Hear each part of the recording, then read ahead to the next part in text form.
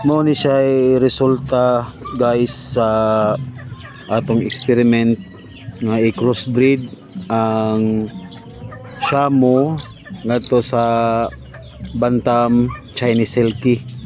So ang ato ang hen is crossbreed na sa daan sa Bantam ug Chinese Silkie, and ato siyang gi tryan og pakasta sa ato ang Dumpo Japanese Shamo. So mo na sa resulta. Duha ni sila kabuok mga ka-vlogs, ang usawa ka survive. So kinira siya ang nilusot gyud.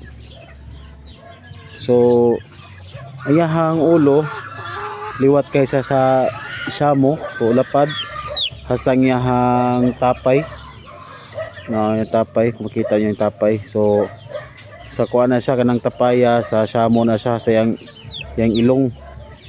Pero naa siya tungkay, kanang buhok ba sa yang ulo na kanang inaitom, so may tungkay. So nakuha na niya sa Chinese Silkie, and then ang yahang tiil, so na mix siya sa Shamo and Chinese Silkie. Kaya nga among Chinese Silkie mga ka-vlogs, duha ka buok ang iyahang tudlo ba, duha ka buok hasta po sa pikas, both sides na sa mga ka-vlogs, duha ka buok.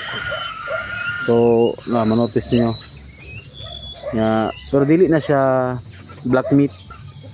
Kuha niya nakuha ang black meat sa Chinese Silkie, pero ang iyahang structure sa lawas mga ka-vlogs nakuha niya sa Shamo. Ang iyahang liog nakuha niya sa Chinese Silkie, gamay, pero ang iyahang ulo more sa Shamo. So kini sa mga kwan pa ni 2 weeks or 3 weeks ba ni, wala kay ko ka-monitor ani mga ka-vlogs, pero wala pa na siya 1 month old. Yang balahibo mga ka-vlogs nakuha niya sa Shamo.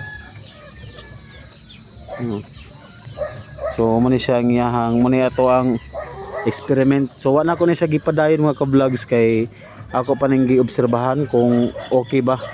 Ganahan ako mag-upgrade sa ako ang mga bantam. So muto akong gi-crossbreed sa Chinese Silkie, kay since ang Chinese Silkie mga ka-vlogs is medicinal meat man na siya, and ako pong gi-downgrade ako ang Shamo, akong gi-mix ani. So nag-downgrade ta sa ato ang bantam nga, nag-upgrade ta sa atong bantam, din nag-downgrade ta sa Shamo. So ako pa isang obserbahan 2 months old kung sa iyang porma, and then if ever okay, so kuanta mo proceed ta ani sa pagbreed. So baloti update na sa atong backyard mga guys. So thank you for watching, see you on my next vlog. Bye bye.